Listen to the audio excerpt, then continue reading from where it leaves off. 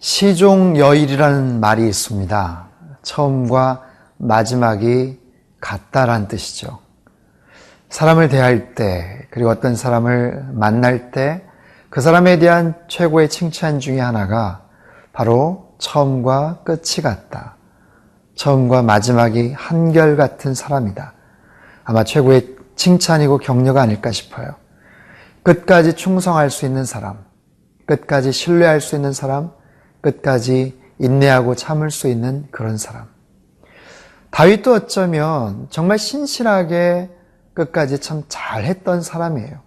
2번의 사울을 죽일 수 있는 기회가 있었음에도 불구하고 하나님의 뜻을 잘 분별했고 결국에는 사울의 마음을 바꾸려고 노력했죠. 그런데 오늘 본문에 보면 거의 막바지 부분에 이르러서 다윗의 안타까운 그런 선택과 또 그의 행동이 오늘 본문에 소개가 됩니다. 어떤 아쉬움이 있는 그런 스토리인지 여러분을 본문의 세계로 초대합니다.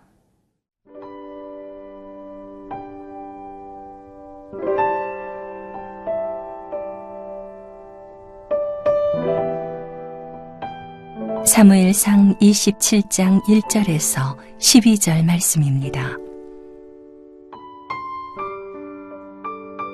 다윗이 그 마음에 생각하기를 내가 후일에는 사울의 손에 붙잡히리니 블레셋 사람들의 땅으로 피하여 들어가는 것이 좋으리로다. 사울이 이스라엘 온 영토 내에서 다시 나를 찾다가 단념하리니 내가 그의 손에서 벗어나리라 하고 다윗이 일어나 함께 있는 사람 600명과 더불어 가드왕 마옥의 아들 아기스에게로 건너가니라. 다윗과 그의 사람들이 저마다 가족을 거느리고 가드에서 아기스와 동거하였는데 다윗이 그의 두 아내 이스라엘 여자 아히노암과 나발의 아내였던 갈멜 여자 아비가일과 함께 하였더니 다윗이 가드에 도망한 것을 어떤 사람이 사울에게 전하매 사울이 다시는 그를 수색하지 아니하니라. 다윗이 아기스에게 이르되 바라건대 내가 당신께 은혜를 입었다면 지방 성읍 가운데 한 곳을 내게 주어 내가 살게 하소서. 당신의 종이 어찌 당신과 함께 왕도에 살리이까 하니 아기스가 그날에 시글락을 그에게 주었으므로 시글락이 오늘까지 유다 왕에게 속하니라.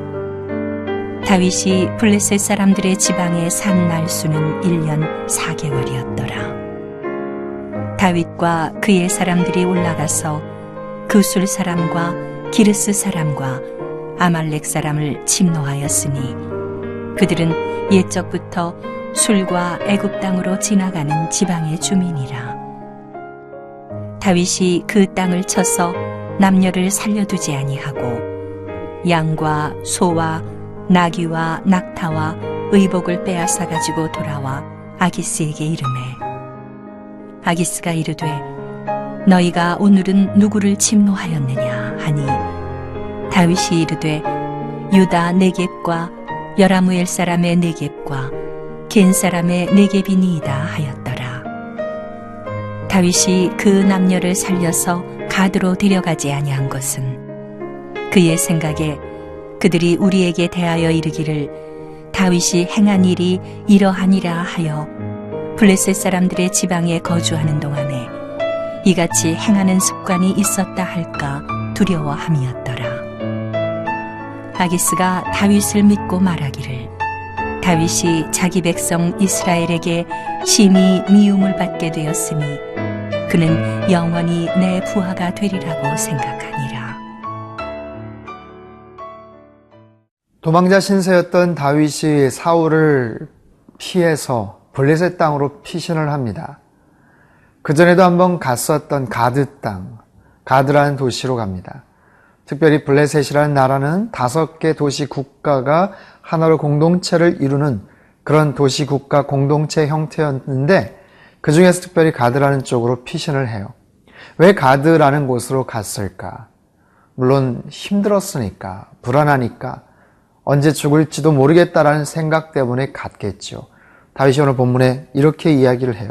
다윗이 그 마음에 생각하기를 내가 후일에는 사울의 손에 붙잡히리니 블레셋 사람들의 땅으로 피하여 들어가는 것이 좋으리로다. 다윗이 생각하기를 그것이 제일 좋은 방법일 것이다라는 거예요. 다윗은 언제나 중요한 결정 앞에 하나님 앞에 여쭤보고 하나님 앞에 물어봤고 기도했던 그런 사람이에요. 그런데 오늘 본문에 보면 그저 그의 생각을 의지해서 갑니다. 그리고 그것이 좋을 것이다. 영어 성경에 보면 the best thing이라고 나옵니다. 그것이 최선일 것이다. 개역 성경에 보면 상책이다. 그것이 최고의 좋은 방법이다. best의 결정이다라는 거예요. 여러분, 사람이 뭔가를 결정하고 판단하고 어떤 일들을 추진함에 있어서 언제나 최선을 이야기하지만 사실은 best라고 말할 수는 없어요. better thing이죠. better choice겠죠. 결과적으로 볼 때는 그렇게 말할 수 있을지 몰라도 사람이 하는 것은 그보다 조금 더 나은 결정일 뿐이에요. best의 결과는 하나님이 개입하실 때만이 가능합니다. 여러분, 가나의 혼인잔치에서 물로 포도주를 바꾸셨던 그 예수님, 연회장에서 정말 그 기가 막힌 포도주 맛을 본 사람들이 그 포도주를 가리켜서 베스트라는 표현을 써요. 어디에서 이런 극상품의 최고의 포도주를 구해왔냐라고 하죠. 주님이 함께 하셨기 때문에 베스트가 될 수 있었어요. 우리의 삶 가운데서 모든 일이 마찬가지입니다. 우리가 나름대로 최선을 다하고 조금 더 나은 결정들을 따라가지만 아직 주님이 함께 하시지 않았고 하나님이 도와주시지 않았다면 아직 최고의 결과는 오지 않았어요. 언제나 베스트는 하나님으로부터만 가능합니다. 때로는 better라고 생각하고 최선이라고 생각했던 그 결정이 전혀 그렇지 않은 가장 최악의 결과로 나타날 때도 있죠. 자, 가드 땅으로 갔어요. 그곳에서 그 왕에게 인정을 받고 나중에 시글락이라는 지역을 하사받습니다. 자기의 식솔들을 데리고 가서 그곳에서 1년 4개월 동안 거주를 하면서 모처럼 만에 평안을 누립니다. 안정을 찾습니다. 여유를 누립니다. 하지만 그 평안은 일시적인 평안이에요. 굉장히 불안정한 평화입니다. 왜냐하면 가지 말아야 될 곳을 갔기 때문에 그래요. 자기가 최선이라고 생각했지만 사실상 최선이 아니었기 때문에 그렇습니다. 사랑하는 교우 여러분 살아가면서 아니면 일을 하면서 야, 좋은 아이디어가 떠올랐다. 이건 참 굿 아이디어다. 이것은 참 최선이다 라고 생각되는 부분이 있으신가요? 한 번만 더 생각해 보시죠. 아니, 기도해 보셨나요? 한 번 더 하나님 앞에 여쭈어 보시죠.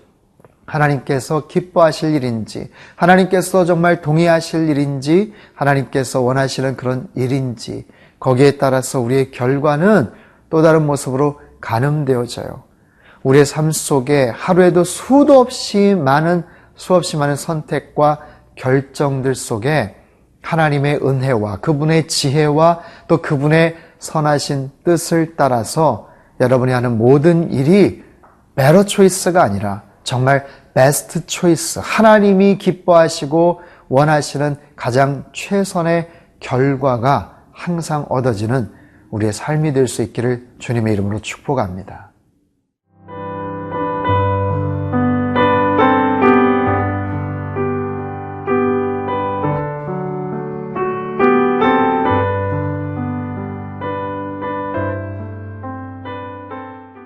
다윗은 본래 용사였습니다. 그리고 전쟁에서 승승장구를 했던 이스라엘의 군대 장관이었습니다. 시글락이라는 곳에 가서 거주하면서 거기서 전투를 벌입니다. 또 싸움을 합니다. 거기서 굉장한 승리를 거두게 됩니다. 8절 말씀인데요. 다윗과 그의 사람들이 올라가서 그술 사람과 기르스 사람과 아말렉 사람을 침노하였으니 그들은 옛적부터 술과 애굽 땅으로 지나가는 지방의 주민이라. 본래 하나님께서 기뻐하시지 않았던 아말렉 족속, 거기에 속해 있던 사람들, 그들과 싸웠고 그들에게 큰 승리를 거두게 됩니다. 거기서 많은 전리품들을 거두게 되죠. 형편이 나아집니다. 승리를 거두었어요. 하지만 거기에 대한 결과를 다른 모습으로 그 가드왕 아기스에게 보고를 해요. 10절에 보면 아기스가 이르되 너희가 오늘은 누구를 침노하였느냐 하니 다윗이 이르되 유다 네겝과 여라무엘 사람의 네겝과 겐 사람의 네겝이니이다 하였더라. 이 말은 거짓말이에요. 다른 아말렉 족속을 물리쳤지만 보고는 엉뚱하게 합니다. 유다 네겝은 유다 남부지방에 속해 있는 그런 사람들이에요. 여라무엘, 이 사람들은 유다 지파 헤스론의 후손입니다. 겐 사람, 이 사람들은 출애굽 당시에 이스라엘에게 호의를 베풀었던 그런 민족이에요.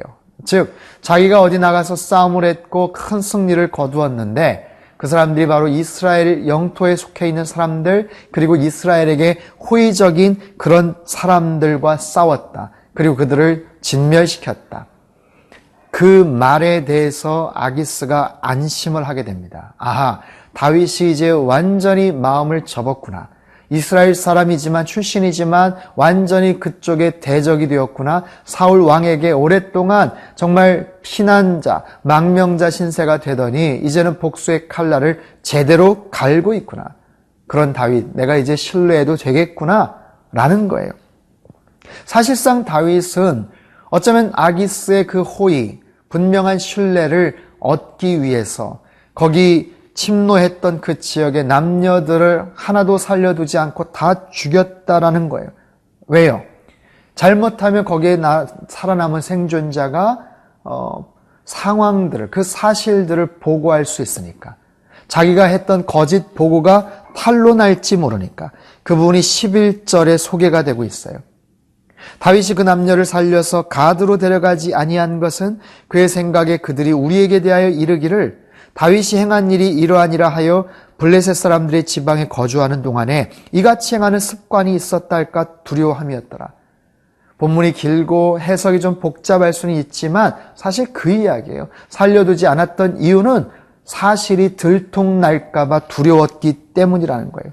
다윗이 지금 두려워하고 있습니다. 거인 앞에서도, 골리앗 앞에서도 두려워하지 않았던 다윗이 염려하고 불안해하고 두려워하고 있어요. 왜죠? 진실을 가리고 있기 때문에 그래요. 거짓을 말하고 있기 때문에 그렇습니다. 진실을 가리면 두렵게 돼 있어요. 불안하게 돼 있어요. 그리고 그 거짓은 더 큰 죄로 확산이 될 수 있죠. 다윗의 그 상황을 보면서 이해가 될 수도 있죠. 어쩔 수 없지 않느냐, 그럴 수도 있지 않느냐. 아닙니다. 그렇지 않습니다. 그것은 다윗의 임기응변도 아니고요.